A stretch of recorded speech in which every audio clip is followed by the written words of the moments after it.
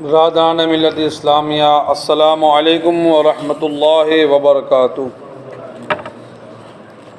الحمدللہ رب العالمین والعاقبۃ للمتقین، الصلاۃ والسلام علی سید الانبیاء والمرسلین، الصلاۃ والسلام علی من کان نبیا وآدم بین الماء والطین، اما بعد فاعوذ باللہ من الشیطان الرجیم، بسم اللہ الرحمن الرحیم۔ انا انزلناہ فی لیلۃ القدر، صدق اللہ المولانا العلی العظیم وصدق رسولہ النبی المختار الکریم، ونحن علی ذلک لمن الشاہدین والشاکرین والذاکرین والعارفین والمطمئنین والحمد للہ رب العالمین۔ بعد توحید کے متوالوں، شمع نبوت کے پروانوں، اولیاء اللہ سے عقیدت و محبت رکھنے والوں، آئیے سب سے پہلے ہم اور آپ مل کر آقائے نامدار، مدینے کے تاجدار، دونوں عالم کے مالک اور مختار، گنبد خضرا میں آرام فرمانے والے آقا، قیامت کے دن ہم گنہگاروں کے سہارا، دائی حلیمہ کی جگر کے پارے، آمینہ کی آنکھوں کے تارے، عبداللہ کے نور نظر، سید الانبیاء، امام الانبیاء، خاتم انبیاء، جان عالمین، فخر عالمین، یاسین و طٰہٰ، جناب احمد مجتبیٰ محمد مصطفیٰ، ارواحنا فدا صلی اللہ تعالی علیہ وآلہ وسلم کی بارگاہ عالیہ میں سبز گنبد کو اپنے تصور میں جماتے ہوئے، سنہری جالی کو اپنے نگاہ میں سجاتے ہوئے، عشق و محبت کا ثبوت پیش کرتے ہوئے، ایک مرتبہ با آواز بلند درود پاک کا نذرانہ عقیدت پیش کریں اور پڑھیں، اللہم صلی علی سیدنا مولانا محمد وعلی آل سیدنا مولانا محمد وبارک وسلم، صلاۃ و سلام علیک یا رسول اللہ، صلاۃ و سلام علیک یا حبیب اللہ صلی اللہ تعالی علیہ وسلم۔ اس ماہ مبارک کا یہ آخری عشرہ ہے، یعنی آخری 10 دن ہے، اور آخری 10 دنوں میں بھی یہ آج پانچواں دن ہے، یعنی 25واں روزہ ہے، اور آنے والا کل یہ 26واں روزہ ہے، اور کل کی رات جس کو پوری دنیا شب قدر کے نام سے جانتی ہے، اسی مناسبت سے میں نے سورہ قدر کی آیت کریمہ کی، بلکہ ہو سکے گا تو پوری سورت کی تفسیر عرض کرنے کی کوشش کروں گا۔ یہ اللہ کا فضل ہے، یہ اللہ کا کرم ہے، اس کے ان گنت احسانات میں سے ہم پر یہ احسان ہے کہ ہمیں یہ ماہ مقدس عطا کیا، اور ہم اسی ماہ مقدس کے اندر اپنی سانسیں لے رہے ہیں، اپنی زندگی کے دین کو گزار رہے ہیں، اور ان قریب یہ مقدس مہینہ ہم سے الوداع ہو جائے گا، 4 دن کے بعد یا 5 دن کے بعد، مگر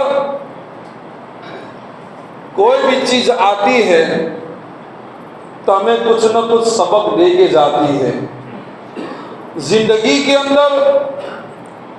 ہمارے درمیان خوشی آتی ہے تو وہ بھی ہمیں سبق دیتی ہے کہ اس خوشی کو سنبھالنا ہے تو تکبر مت کرو،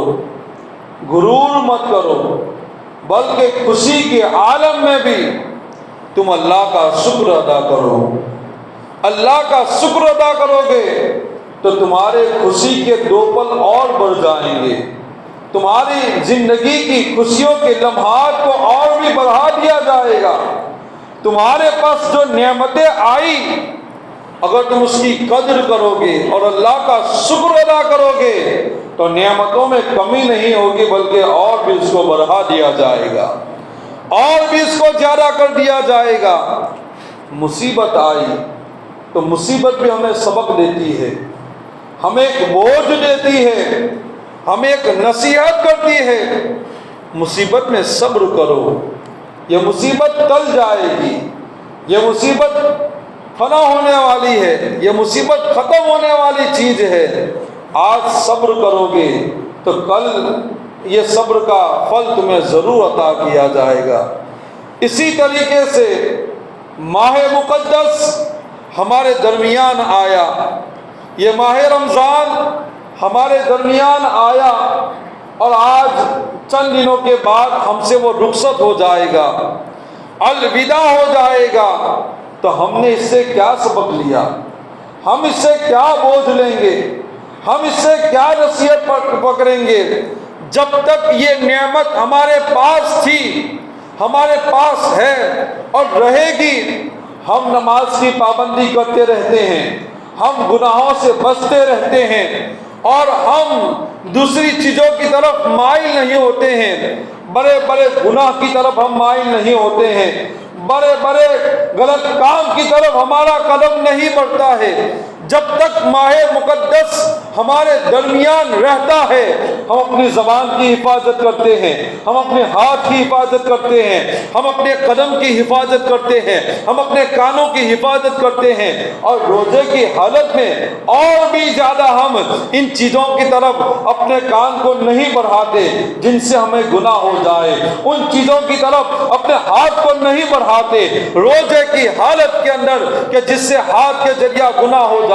پاؤں کو ان چیزوں کی طرف نہیں لے جاتے ہیں کہ جس کے ذریعہ گناہ کا کام ہم سے ہو جائے۔ یہ رمضان کے اندر، حالت روزہ کے اندر ہماری یہ کیفیت ہوتی ہے، ہماری یہ پوزیشن ہوتی ہے کہ ہم اپنی ہر چیز کو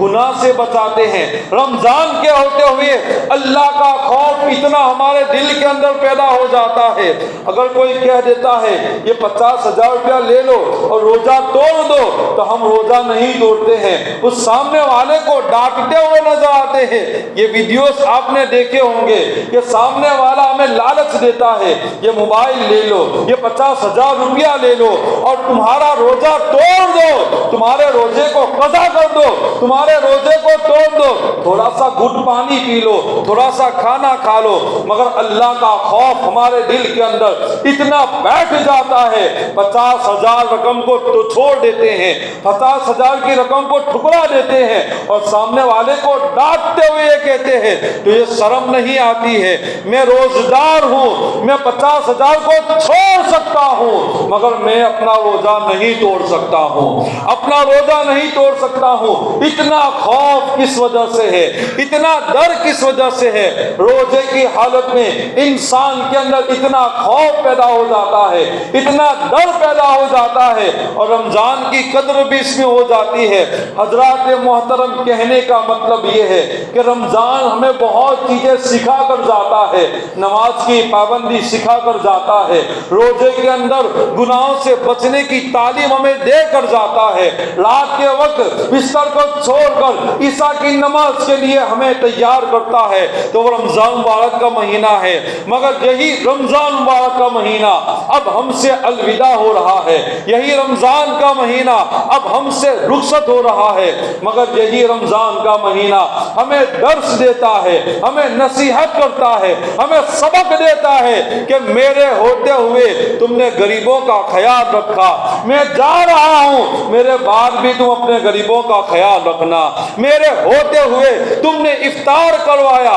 بھوکے کو کھانا کھلایا، میں اب جا رہا ہوں، میرے جانے کے بعد بھی تمہیں میں نصیحت کرتا ہوں کہ تم بھوکوں کو ضرور کھانا کھلایا کرنا، میں جا رہا ہوں، گرمی شدت کی ہے، کوئی پیاسا مل جائے، میرے ہوتے ہوئے تم نے افطار کرانے والے کو ٹھنڈا ٹھنڈا اور میٹھا میٹھا جام شربت کا پلایا، اب میں جا رہا ہوں، میرے جانے کے بعد بھی گرمی کا ماحول رہے گا، لوگ ترسے رہیں گے، ان کو ٹھنڈا ٹھنڈا پانی پلا دینا۔ یہ رمضان ہمیں نصیحت کر رہا ہے، یہ رمضان ہمیں درس دے رہا ہے، میں جا رہا ہوں، تم نے میری وجہ سے صبح کی نیند کو قربان کیا، اپنے چھوٹے چھوٹے قدموں کو اٹھا کر مسجد کو تم نے آباد کیا، صفوں کو آباد کیا، اور مسجد میں آنے کے بعد علم قرآن کی تفسیر میں بیٹھ کر علم قرآن کو سیکھتے رہے۔ میرے جانے کے بعد تم ان محفلوں کو مت چھوڑ دینا، تم نمازوں کو مت چھوڑ دینا۔ رمضان ہمیں نصیحت کر رہا ہے۔ رمضان کیا نصیحت کر رہا ہے؟ رمضان یہی نصیحت کر رہا ہے کہ تم نے عیسیٰ کے وقت 1 گھنٹہ یا 15 منٹ میرے لیے وقف کی، اپنے نیندوں کو چھوڑا، اپنے بستر کو چھوڑا۔ میرے جانے کے بعد عیسیٰ کی نماز کو کبھی قضا نہ ہونے دینا، میرے جانے کے بعد عیسیٰ کی نماز کو کبھی ترک نہ کرنا۔ اے مسلمانوں، رمضان ہمیں درس دیتا ہے، رمضان ہمیں سبق سکھاتا ہے کہ میں جا رہا ہوں، الوداع ہو رہا ہوں، مگر نمازیں تم پر فرض ہے، نماز کی پابندی ضرور کرنا، نماز کو قضا ہونے نہ دینا۔ حضرات محترم، اسی طریقے کے کئی معاملات ہمیں رمضان سکھا کر جا رہا ہے، اور ہم دعا کرتے ہیں کہ رب کائنات جس طریقے سے ہم نے رمضان کے اندر نماز کی پابندی کی، ہمیں غیر رمضان میں بھی جماعت کے ساتھ نماز پڑھنے کی توفیق عطا فرمائے۔ اللہ تبارک و تعالی ہمیں جھوٹ سے، غیبت سے، چغلی سے اپنے اویو کو بچانے کی توفیق عطا فرمائے۔ اللہ تعالی قرآن پاک میں ارشاد فرماتا ہے، انا انزلناہ فی لیلۃ القدر، بے شک ہم نے اس قرآن کو شب قدر میں نازل کیا، بے شک ہم نے اس قرآن کو شب قدر میں نازل کیا۔ حضرات محترم، اس کی تفسیر یہ ہے، یعنی بے شک ہم نے اس قرآن مجید کو لوح محفوظ سے آسمان دنیا کی طرف یکبارگی شب قدر میں نازل فرمایا۔ پہلے قرآن لوح محفوظ میں تھا، پورا قرآن لوح محفوظ میں تھا، مگر اس رات میں شب قدر میں اللہ تبارک و تعالیٰ نے لوح محفوظ سے پورا قرآن ایک مرتبہ آسمان اول میں نازل فرما دیا، آسمان دنیا کے اندر نازل فرمایا، اور وہیں سے ہمارے پیارے آقا آخری نبی جناب محمد رسول اللہ صلی اللہ علیہ وسلم پر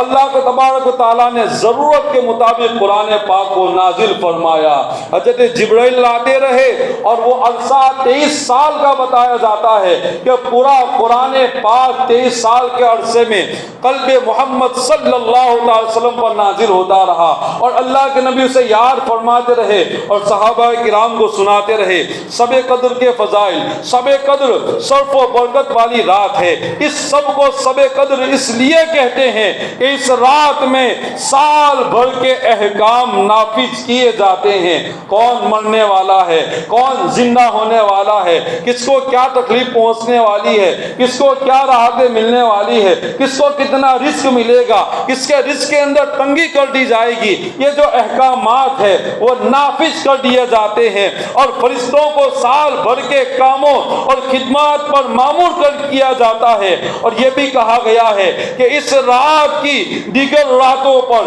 یعنی دوسری راتوں پر، شرافت و قدر کے باعث اس کو شب قدر کہتے ہیں، یعنی دوسری جتنی بھی راتیں ہیں، دوسری راتوں پر اس رات کو فضیلت حاصل ہے، اس لیے اس کو شب قدر کہتے ہیں۔ اور یہ بھی منقول ہے چونکہ اس رات میں نیک اعمال مقبول ہوتے ہیں، اور اللہ تبارک و تعالیٰ کی بارگاہ میں ان کی قدر کی جاتی ہے، یعنی اعمال تو قبول ہوتے ہی ہوتے ہیں، مگر اعمال کی قدر کی جاتی ہے، اس لیے شب قدر کو شب قدر کہا جاتا ہے، اس لیے شب قدر کو شب قدر کہا جاتا ہے۔ حضرت ابو ہریرہ رضی اللہ تعالیٰ عنہ سے روایت ہے، اللہ کے نبی صلی اللہ تعالیٰ علیہ وآلہ وسلم نے ارشاد فرمایا، جس نے اس رات میں ایمان اور اخلاص کے ساتھ شب بیداری کی، یعنی رات میں جگا، رات میں جگنے کا یہ مطلب نہیں ہے کہ ہوٹلوں پر جا کر چائے پیے، رات میں جاگنے کا مطلب یہ نہیں ہے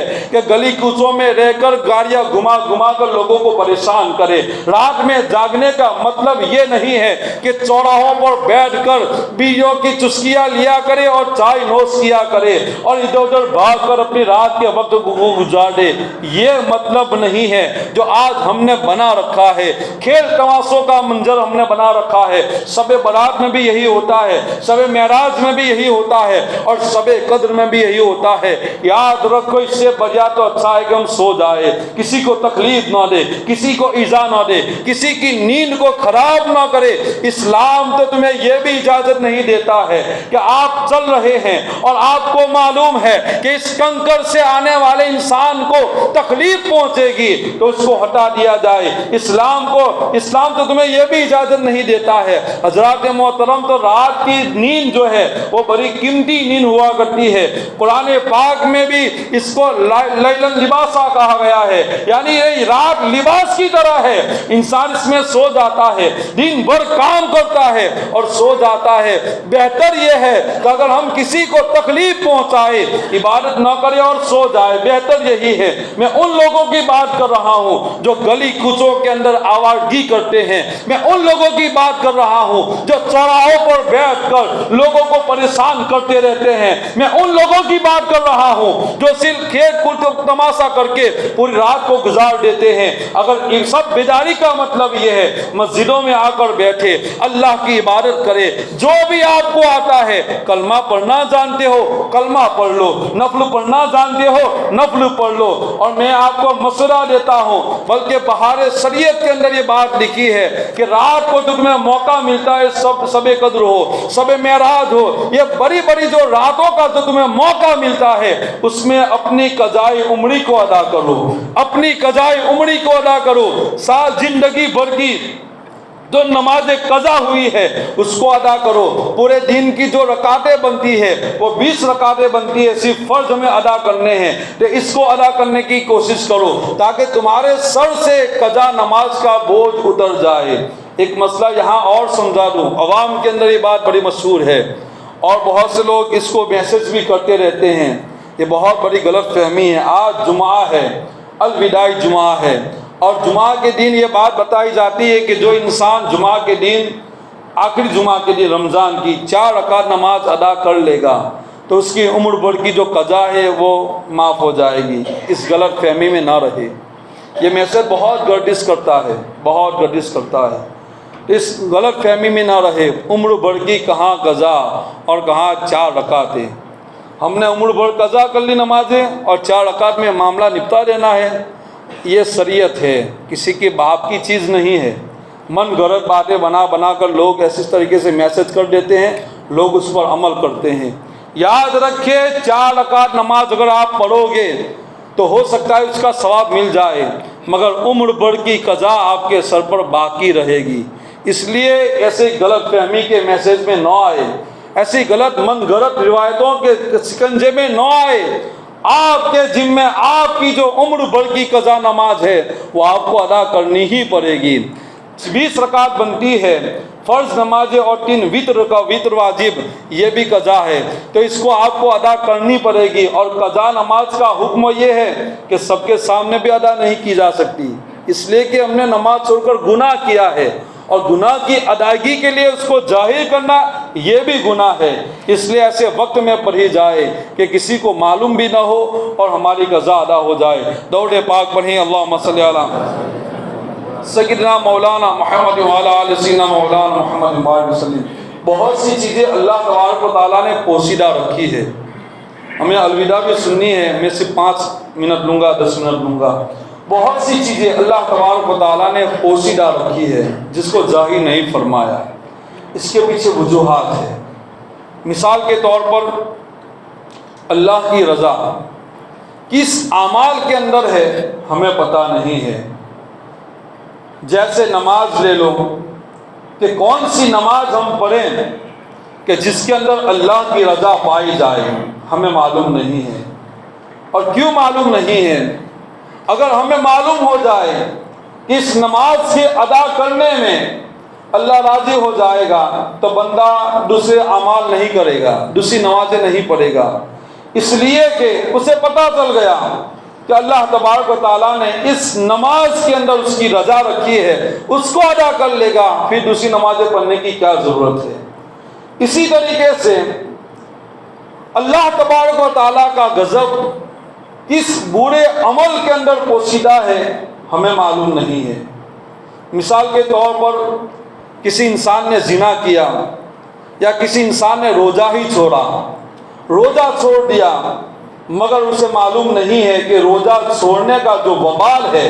اس کے اندر اللہ کی ناراضگی ہے، تو انسان اس تصور سے کبھی بھی روزہ نہیں چھوڑے گا،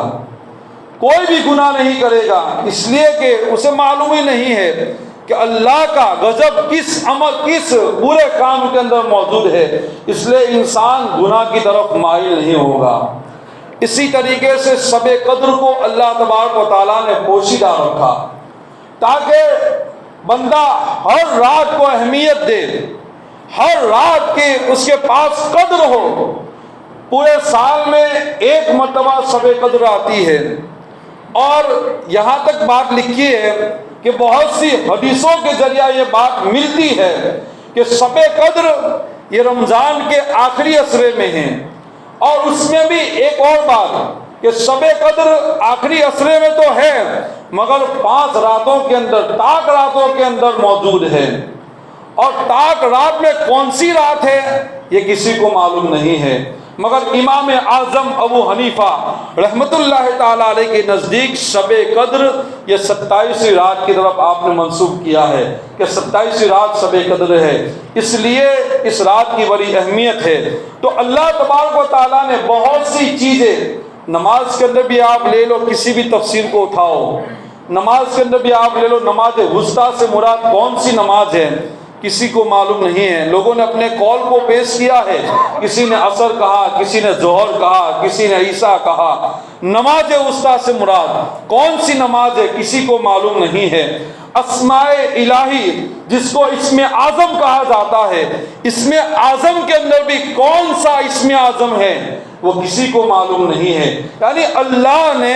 بہت سی عبادتوں کو جو اندر راز ہے اس کو چھپا رکھا ہے، پوشیدہ رکھا ہے، تاکہ راتوں کے بھی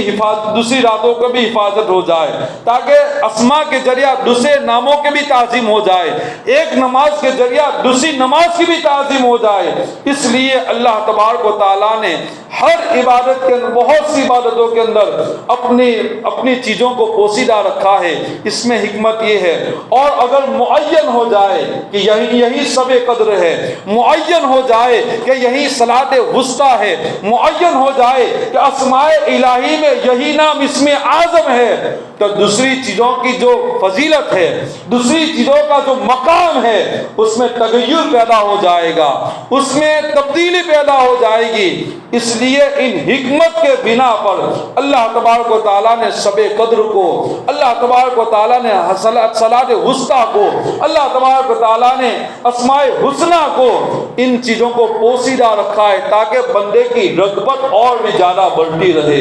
اور بھی زیادہ انسان نیکی کی طرف مائل ہوتا رہے۔ اللہ تبارک و تعالیٰ ہمیں ان ساری باتوں کو سمجھنے کی اور اس پہ عمل کرنے کی توفیق عطا فرمائے۔ شب قدر یہ کس بنا پر ہمیں عطا کی گئی؟ پہلی قوم کے اندر ایک انسان تھا جس کا شان نزول یہی ہے کہ جس نے 1000 مہینے تک عبادت کی، تو اللہ کے پیارے نبی صلی اللہ علیہ وسلم کو جب یہ معلوم ہوا کہ اتنی اس کی ساری عبادت، جس نے 1000 مہینے راہ خدا میں جہاد کیا، 1000 مہینے تک راہ خدا میں جہاد کیا، تو مسلمانوں کو اس پر تعجب ہوا کہ بنی اسرائیل کا ایک شخص 1000 مہینے تک جہاد کرتا رہا، اور مسلمانوں کو اس سے بہت تعجب ہوا۔ تب جا کے یہ آیت کریمہ نازل ہوئی، اِنَّا أَنزَلْنَاهُ فِي لَيْلَةِ الْقَدْرِ، ہم نے اس رات میں قرآن پاک کو اتارا۔ تو اس وجہ سے اللہ کے نبی کو بھی دل میں درد ہوا کہ میری قوم اتنا عمل کہاں کر پائے گی، 1000 مہینے کی عبادت کہاں۔ تو اللہ تبارک و تعالیٰ نے ایک رات ہمیں ایسی عطا فرمائی کہ بندہ اگر اس میں عبادت کر لے تو بنی اسرائیل کے اس انسان کی 1000 مہینے کی عبادت سے افضل ہو جائے گا۔